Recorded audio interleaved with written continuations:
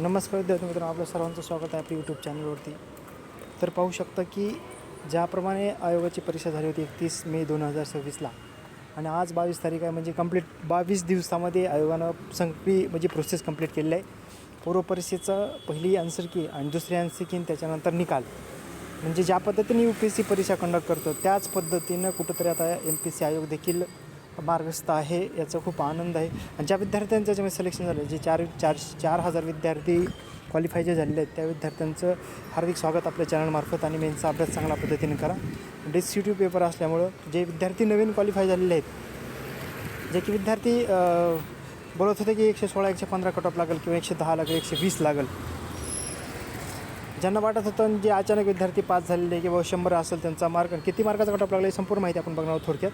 आणि जे विद्यार्थी त्याच्यामध्ये पास झालेले आहेत की बाबा त्याला 102 110 आहे किंवा 100 मार्क होते, 115 मार्क होते, त्या विद्यार्थ्यांना वाटत होतं की मला होणार नाही, 120चा कट ऑफ लागेल. ते विद्यार्थी अचानक पास झालेले आहेत, त्यांनीसुद्धा चांगल्या पद्धतीनं प्रॅक्टिस करायची आहे. कारण बघायला गेलं तर एकूण आता मुख्य परीक्षा जी आहे ती एकदम ऑगस्टमध्ये होणार आहे. त्याच्यामुळे तुमच्याकडे जे कालावधी आहे 4-5 महिन्याचा, ओके, त्या पद्धतीने चांगला अभ्यास करायचा. बघू शकता की किती विद्यार्थी इथं क्वालिफाय झालेले, एकूण किती विद्यार्थ्यांचा कॅटेगरीने हे आपण कट ऑफ बघणार आहोत. तर संपूर्ण व्हिडिओ शेवटपर्यंत पहा विद्यार्थी मित्रांनो. आपण प्रत्येक परीक्षेचा कट ऑफ जो असतो तो संपूर्ण माहिती आपण आपल्या चॅनलवरती देत असतो. एकूण 4.5 म्हणजे एकूण इथं बघू शकतो की इथं बघू शकता हा राज्यसेवा पूर्व परीक्षेचा कट ऑफ आहे 98 कट ऑफ.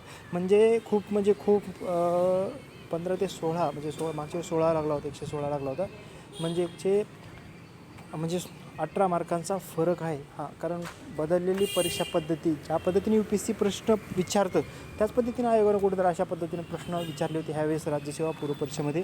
आणि वाटलं होतं की कट ऑफ 95. मी 2 दिवसात व्हिडिओ बनवलेला आहे की खूप विद्यार्थी मॅसेज वगैरे करत होते किंवा क्वेश्चन विचारत होते की किती कट ऑफ लागेल वगैरे वगैरे. तर इथं बघू शकते की मी 95चा अंदाज दाखवला होता, 98 कट ऑफ लागलेला. आपला व्हिडिओ तुम्ही बघू शकता, आपली जी रील आहे त्यामार्फत आपण व्हिडिओ बनवला होता. इथं बघू शकता की जो कट ऑफ आहे ते इथं बघू शकता की तुम्ही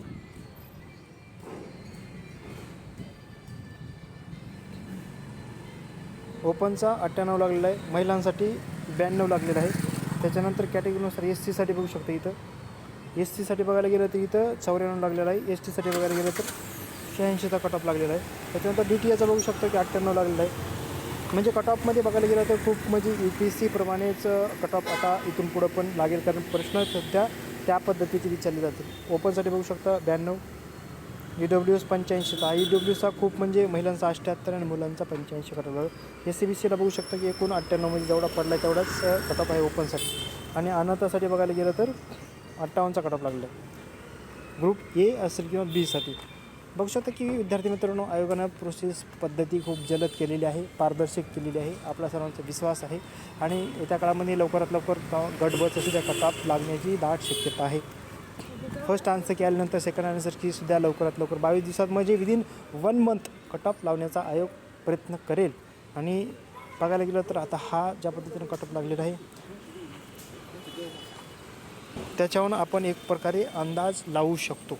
त्याच्यामुळे मुख्य परीक्षेचा असेल अभ्यास करायला आपल्याला कालावधी खूप कमी मिळतो. त्याच्यामुळं आताच आपण मुख्य परीक्षेचा अभ्याससुद्धा करणं खूप गरजेचं आहे. मराठी इंग्लिश असेल, त्याच्यानंतर मॅथ रिजनिंग असेल, संपूर्ण जे विज्ञान असेल, त्याच्यानंतर ICT असतील, जे टेक्नॉलॉजी पर्यावरण वगैरे असेल, याचा संपूर्ण अभ्यास आपण करायचा आहे. विद्यार्थी मित्रांनो, कट ऑफ कितीचं लागलं आहे तर आपण दिलेलं आहे. येत्या काळामध्ये तुम्ही आपल्या चॅनलला जोडलेलं राहा. तोपर्यंत जय हिंद, जय महाराष्ट्र.